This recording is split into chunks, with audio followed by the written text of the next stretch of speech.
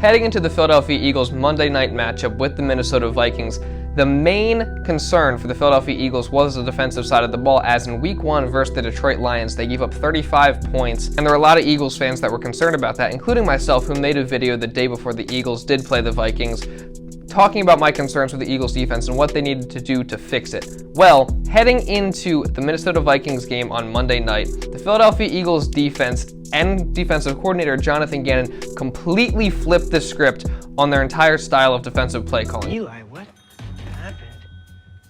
I'm flipping the script.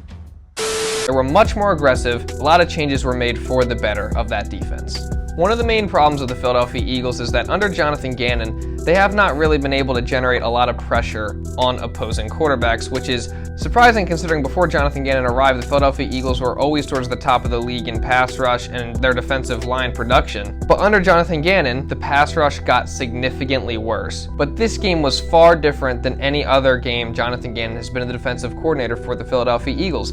He was so much more aggressive. He was able to generate a lot more pressure than he usually would, as he blitzed a lot more than he usually would. On Monday night, the Eagles defense blitzed 10 times, much more than the Philadelphia Eagles typically would under Gannon. They were much more aggressive in their play calling, as they had the corners playing closer to the receivers, more man coverage instead of zone, sitting back in a zone defense, which is what Jonathan Gannon usually would do. The Eagles were playing a lot more man coverage and pressed up on the receivers. And those are just two examples of how they were more aggressive on defense, and it was for the better of the team, as the Philadelphia Eagles were able to get pressure on 22% of Kirk Cousins' dropbacks, which was 8th in the NFL in Week 2. Jonathan Gannon really came out and looked himself in the mirror, or somebody told him that he had to change something. I don't know exactly what happened, but Jonathan Gannon flipped this defensive game plan, turned it around, and now we just have to continue to see more of that into the future. One of the main things that happened for the Eagles defense in this game, and one of their main concerns heading into the game, was Justin Jefferson. How are they going to handle Justin Jefferson? Because in the conservative style that we're used to seeing from Gannon, Justin Jefferson would absolutely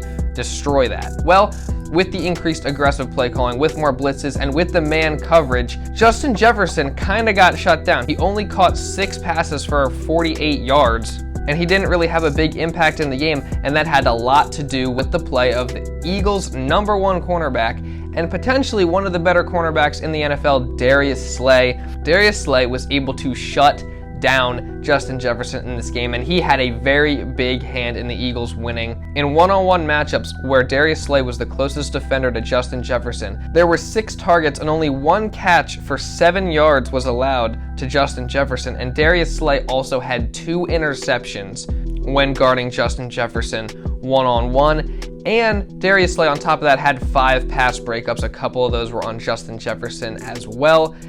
Darius Slay absolutely locked up Justin Jefferson this game, who is one of the best, if not the best receiver in the NFL. Very impressive showing from this Eagles defense and Darius Slay. Before we continue on with the video, if you are enjoying the video so far, consider subscribing for more Eagles content just like this. If you enjoyed the video, just subscribe. You might as well. It's free. Just do it. It helps me out, and it helps you out, so you get more videos just like this. Now let's continue on with the video. This goes back to what I was saying in the last video. If you watched the video, I was completely right in what I was saying.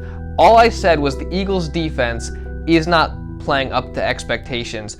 They have the potential to be one of the best defenses in the league with all the pieces they have. Brandon Graham, Fletcher Cox, Haason Reddick, Josh Sweat, TJ Edwards, CJ Gardner-Johnson, Darius Slay, James Bradberry, Avonte Maddox, Jordan Davis, Kyzir White. They have all these pieces on the defensive side of the ball. What I said was Jonathan Gannon was not utilizing them correctly, and he had to make adjustments in order for the Philadelphia Eagles defense to fulfill that potential that they have.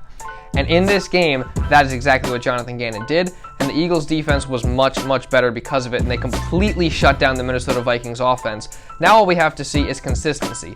The Eagles defense has to keep this up. Jonathan Gannon has to continue being more aggressive on defense, and if that happens, I think the Eagles could end up with one of the better defenses in the entire NFL, and the Philadelphia Eagles clearly look like the best team in the NFC East right now, and look like a threat to contend in the NFC this season, which is what I've been saying all offseason.